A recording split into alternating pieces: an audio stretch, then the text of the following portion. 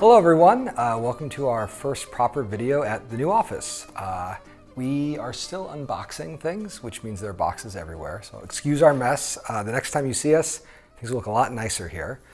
We wanted to do something that we have not done properly before, but I've kind of always meant to do, which is to offer you a little bit of like a Kickstarter page retrospective for Oath New Foundations. So Oath New Foundations is currently at the factory. It is in production right now. We are still figuring out exactly when it's going to be done. We should have more to report within a month or so. There's kind of nothing unusual about that. It's just part of the production process. What we wanted to do to celebrate the game being in production was to go through the initial Kickstarter page, look at what we presented to you all a couple years ago, and then take a look at where we ended up. So what you can see here are a selection of prototype materials that Matt has painstakingly saved from our piles of trash. And I'm going to go through them and talk about the different elements of the campaign and how those parts of the design changed over the course of development. Now, this isn't going to be comprehensive. I'd like to do a series of essays about it because there's just so much to talk about. However, if we just look at the original Kickstarter page, I think it can kind of ground the conversation. So consider this the first of like mini designer diaries that are going to be covering what New Foundations is and kind of why it looks that way. So I'm going to be following the logic of the crowdfunding page, so you can follow along at home if you'd like. And the first thing to talk about is the structure of the expansion. So we knew very early on that the expansion was going to be large in scope. It's why it got called New Foundations. And it was really built around three basic interventions. The first intervention was that we wanted players to be able to develop lineages over mini games that would carry more asymmetry, more definition. We also wanted the rulers, the chancellors of the game, to feel like they were crafting a custom empire and that their administration would be different, their regime would be different from the rulers that might follow them. And the third thing, and probably the most important thing, is that we wanted the game itself to be able to adapt to these player decisions in ways that were more profound. Now, as you'll see, and as you can see on the table in front of me, we went through a lot of different versions in order to get this right. There were ideas that we really liked that we couldn't get to quite slot into the design. And we also found some really unlikely solutions to some long-standing problems. And so what we're going to do today is talk through some of those changes and just give you a very high-level overview of how we tried to meet the challenges that we laid before you for the crowdfunding campaign. So the first thing to talk about are the player lineages. Now, this was actually probably the system that changed the least over everything, but there were some interesting consequences to that. So in the original crowdfunding campaign, we thought that we would have these player legacies or lineage cards. They had different names. They're called traits at one point. And these would be special powers that players could earn over the course of the game. And then they would carry those powers into the next game.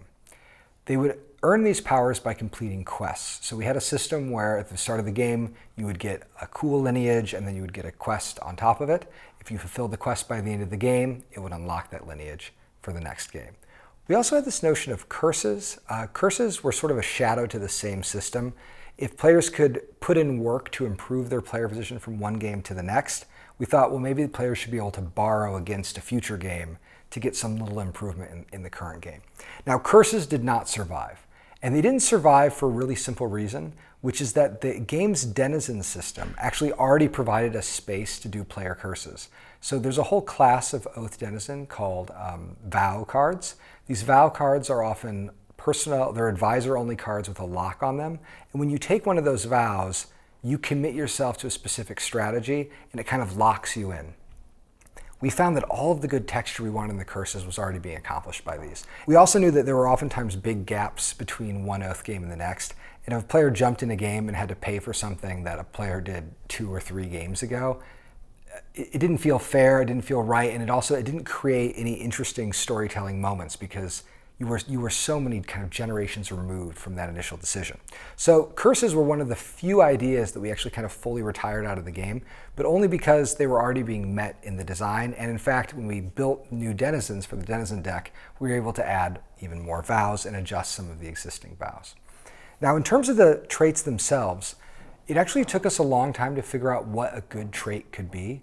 And here again, we ran into this issue around denizen cards. So a lot of the special powers in Oath are built in the denizen cards. And denizen cards change how players take actions. They change the kind of gameplay context, but they can't mess with things that happen at the beginning of the game or at the end of the game. And so very early on, we came up with this idea that a good trait card should be providing a setup bonus or some control over the teardown, places where a denizen power simply can't impact. So the classic example here is something like the wealthy trait. This existed in all stages of the design in different ways, and the core idea was very simple. What if you could earn a trait that would allow you to start with more favor in the game? This is a rare instance of a card that I think survived from the very first playtesting kit to the game that you are all going to get in the mail, hopefully, in the coming months. How the traits worked, though, changed quite a bit. And one of the first things that we adjusted was the quest card. So we knew that players needed to do something to earn a trait. There had to be some kind of gating on it. And originally, we had these little quests built out. The quest went through many different iterations that ranged from going around the world hunting monsters to making big investments in certain kinds of resources. But what we found was that the more unhooked those quests got from the game's core victory conditions, the more they threatened the core dramatic tension of the game. So all of these lineage cards are largely in line with different oath conditions. That means if you're trying to earn the wealthy trait, you might find yourself overlapping with certain players who are trying to conduct a vision or secure Oathkeeper, things like that. And generally, they worked really well. Now, the thing about the lineage cards that I want to emphasize here is their stability became like a shelter in a storm during the development of the rest of the game. So throughout the game, we would find certain elements that we couldn't quite work, and we would find ways of hooking them into the lineage cards. So we will be talking about them constantly over the course of the next 10 minutes or so as I go through some of these other materials. 10 minutes or so, 10 minutes or so, 10 minutes or so as I go through some of these other materials. So the next major thing we wanted to do was to create a sense that every regime, every kingdom felt different from the one before it. And I always had this idea that players could write something like an oath timeline where they could identify different regimes, different dynasties within a single empire, and I wanted every dynasty to have its own character. In order to accomplish this, my first thought was that we needed some kind of development tree or tech tree that the players could build in. Players could customize the way their empire was behaving, because again, I wanted one empire to feel like another empire. By the time we crowdfunded the game, we were using a system of govern tiles. You can see a whole set of these govern tiles here. When we actually initially prototyped them, we used them in a card form, which you can also see there. That's mostly because it's a lot easier to cut a rectangle than a circle, and we wanted to just have the powers written directly on that card. The govern tiles, what they did is they allowed the empire to have this little bag of tiles that at the start of every game, the chancellor would kind of cast the bones. They would take a few of these govern tiles out, make some decisions about how the game should change, and then the game would begin properly. This system had some really intriguing advantages and also some issues. So the biggest thing that it was doing really well is it was making the empires genuinely feel very different. If you had a govern bag that was filled with tiles that boosted prosperity and the amount of favor in the game, that was going to change the game you were about to play. You could also have tiles that could change the way the sites worked. So we even at one point created these site overlays, and the idea was that you could enchant a site and give it an extra slot. Maybe if you did something bad, the site would be set on fire. And we had a system where you could be tucking these overlays into the cards themselves. I was really compelled by this. We spent, probably 3 or 4 months building different site modification systems. We started running into an issue with this, though, and it was kind of a two-pronged issue. So the first issue was mostly graphical in nature. Kyle's art is excellent and bespoke, and it just doesn't lend itself very well to overlays. So if we were going to have to do overlays, Kyle was going to need to redraw all the sites, and was going to have to redraw them in a way that was fundamentally more modular, which also meant a little more empty and a little more blank. So we weren't crazy about that. And the other issue that we ran into is that we had this long period at the start of every game now, really just maybe 3 to 6 minutes, where one player was making decisions that would shape the game. And if they were easy decisions, it felt like we should just skip it. And if it were hard decisions that were dramatic and had consequences, players started feeling like, well, why don't we get to see the fight with the dragon? Why don't we get to see the moment when when the planes were set aflame? And we realized that part of the construction of Oath depends on the players as agents in the world, and that meant all the interesting stuff that we wanted to see the Chancellor doing, they should be doing that during the game. So in order to do this, a lot of the interesting effects that we associated with the different govern tiles, we started moving into two places. The first thing that we did was we moved them into edifices. So we really hadn't planned on having that many new edifices, but by the end of the expansion, we had multiplied the number of edifices in the game by 4 or 5. And we tweaked all of the edifice powers and the ruin powers so that they would be expressions of a Chancellor's will. If they built a certain edifice, it was really going to change how the game worked. And the edifices were sticking out with the sites, so it allowed to create more of that sense of world permanence that we had been really looking for in the first place. The second thing we did is we realized that there were certain govern tiles that gave the Empire a lot of character that actually were better suited to be legacies. And so we created some legacy cards that were specific Empire powers. So for example, we have a legacy called Keeper of Order. The Keeper of Order is a legacy that when you earn it, it will make it easier for you to fight other Imperial players. So usually you give it to the citizen who kind of gets to play police person for the Empire. That's a really neat power. It's an expression of governance. It shapes how the Empire feels while that power is in play, but it actually makes sense as an element of a player lineage, not as a specific card in play. Another thing we did in this process is we realized that the sites that we had were slightly too bespoke to allow the edifices to really have meaningful impact. So we did a pass through all of the sites of the game where we pulled out some of the more particular powers and made them edifices. So the classic example here is the Tribunal. The Tribunal had been a site in the base game. You can see it at the bottom there. And the Tribunal was structured to provide binding negotiations to players who either rule the Tribunal or who can meet at the Tribunal to have negotiations.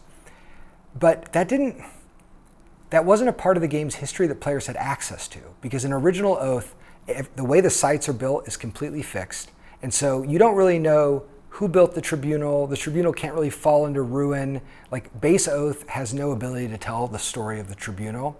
But by making the Tribunal into an edifice, we made it so a specific player can build the Tribunal. It can be a centerpiece of their empire for many, many games. And then generations later, when that empire collapses, the Tribunal can fall and become the Bandit Tribunal. And that's going to create a different texture for those games. So we basically got all of the site modification we wanted by moving things into edifices and by moving other elements into the legacy cards. Okay, so let's talk about other ways that the game can change. So far, everything I've talked about has been changes that are felt at the level of a player lineage or at the level of the Empire, which is to say, what sites does the Empire rule? What edifices are at those sites? How do they inform the character of that empire? We also wanted, though, for the game itself to remember a lot more. And we did that with this foundation system. And the foundation system was really simple in concept. So basically, when you're developing a game, especially a game like Oath, you're always making decisions that are going to change the shape of the game. And one version of the game is not necessarily better than another variant of the game. It just has a different feel. And so part of the kind of conceit, the initial pitch of New Foundations, was what if you could make Oath a game that could be designed by its players over the course of play? And so the notion was, imagine a switchboard of 20 switches. The players could be empowered to turn on a system or turn off a different system. So what I did is I went through the rules and I kind of found around 20 of those switches, and we made a little deck of 20 switches. And in the way it functioned, you can see them right here. In practice, there were 2 decks of cards. One deck was the active switches that could be flipped by the players. The second deck were the inactive switches. So if you flipped a switch on, the game would then instruct you to take that on switch, put it in the side deck, and then take the appropriate off switch and mix it back into the current set. There were a lot of interesting things that this kind of evoked, because you could have these really dramatic moments. You could have a switch that breaks the Grand Scepter and then has a little rules module that then is put in play. What is the game like if there's no Grand Scepter? And we had all these different variants. Now, it didn't really answer the more important question, which is who gets to flip the switch and how? And we went through kind of dozens of attempts to answer this question.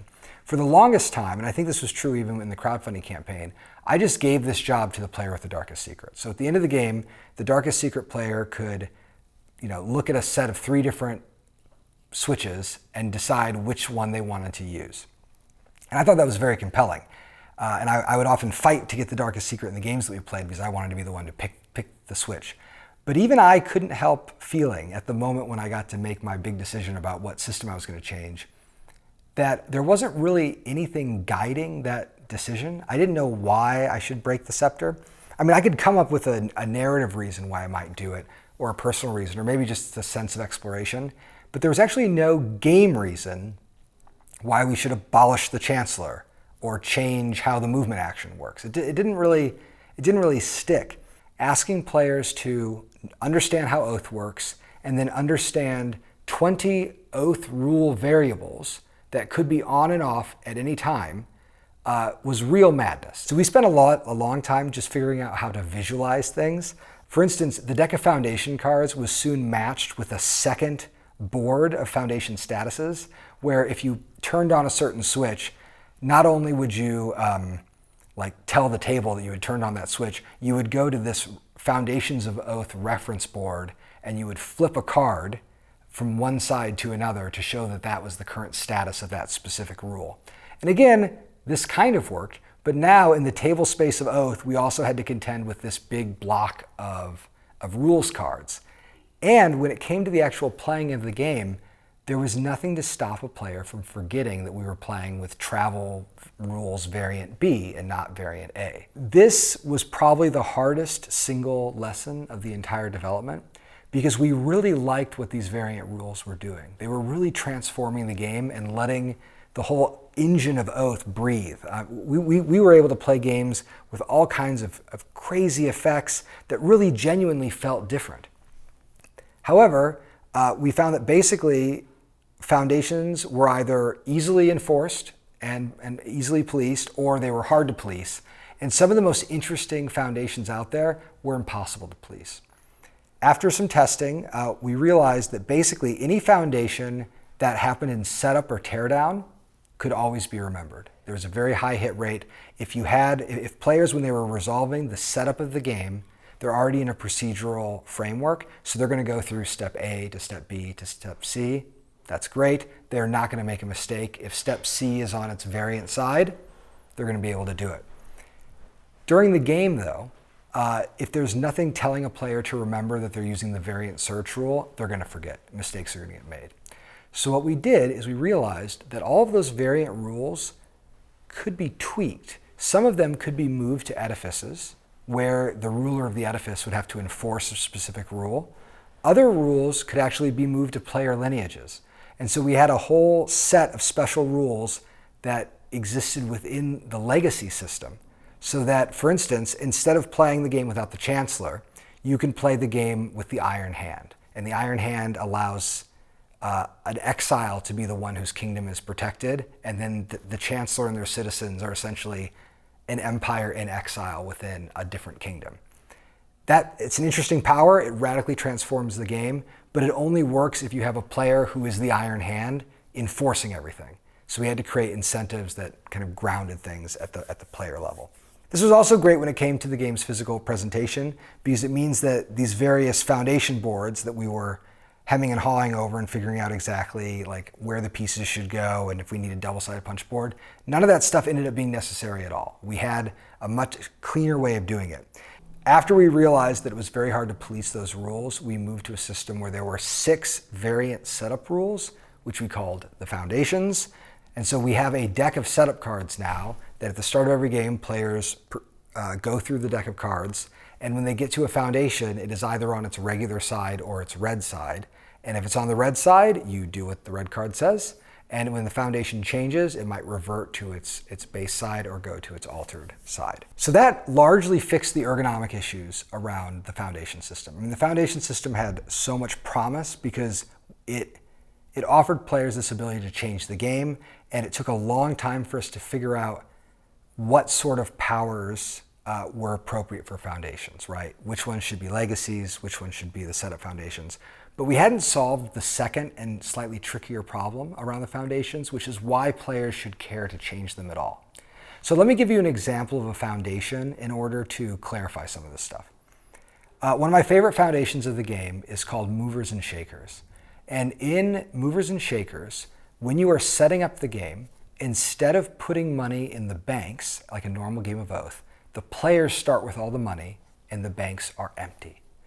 Now this is a crazy way to play Oath. It feels like you're playing Oath like in reverse time because players start very, very rich. You do not need to take trade actions for the first few turns of the game.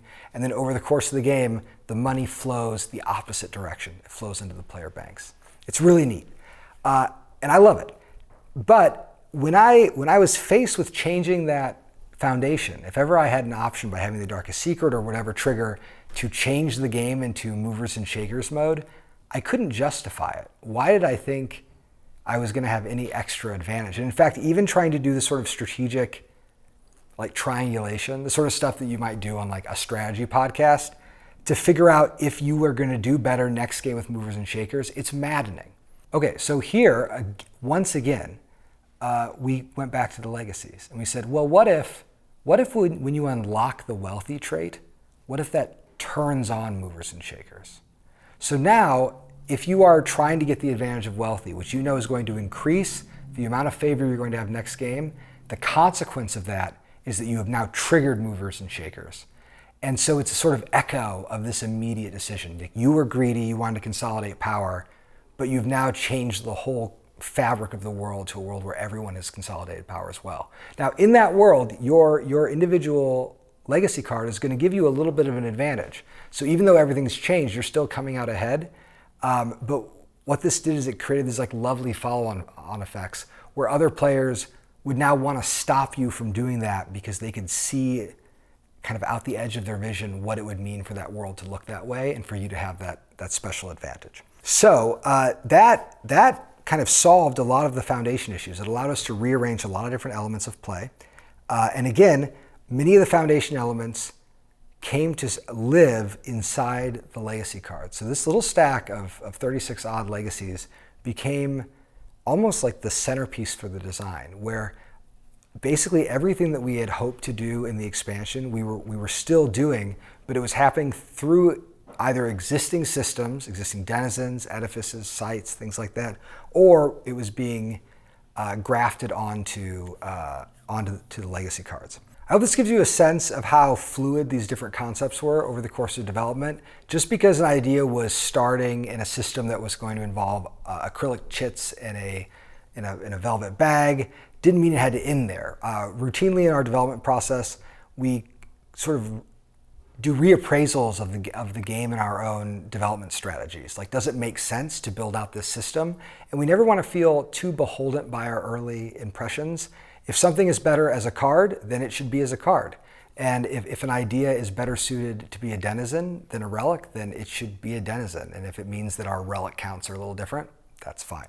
You've seen how some of these ideas then have clustered around the legacy cards. They kind of became the central element of the whole expansion. And we've talked about how these legacy cards had their own fulfillment condition, their quest built into the card itself, how it was oriented around the existing Oath goals with a few other exceptions. We've talked about how they gave powers that usually affected setup and teardown, or special powers that really didn't make sense on denizens. And we've also talked about how certain legacy cards could change foundations, that they have these really fundamental triggers built into them that usually complemented their powers, but not always. The one thing we haven't talked about are these suit icons. So all of the legacy cards have a suit icon. Over the course of several games, players are going to be gradually building these legacy cards into a little tableau. They can have up to 3 active legacy cards at any time. If you earn more than that, they just get discarded. And each of these legacy cards has a suit on it. So in order for the suit to make sense, I have to talk a little bit about scoring. Now, scoring is something that wasn't on the original crowdfunding page. In fact, if you would have asked me 6 months into the development of new foundations if we were going to have scoring, I wouldn't have known what the heck you were talking about. This was something that came very organically over the course of the development process, and it fixed all sorts of fundamental problems that I didn't even realize were fundamental problems. So the basic system for scoring is very simple.